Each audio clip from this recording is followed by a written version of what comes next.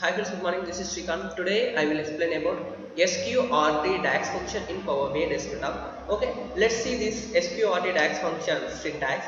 Sqrt and apply any numbers. Okay, see this here and next go to Power BI desktop and click new column and type here Sqrt.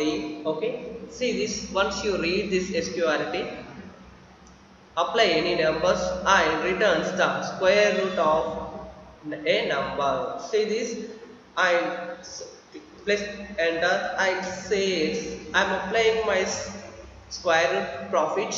See this here. Square root is a function name and sales is a column name and profit is a my column name. Okay, sales is a table name. Okay, let's check this DAX function in Power BI desktop. See this here, it's automatically square root each and every value in profit. Okay, this is Sqrt DAX function in Power BI desktop.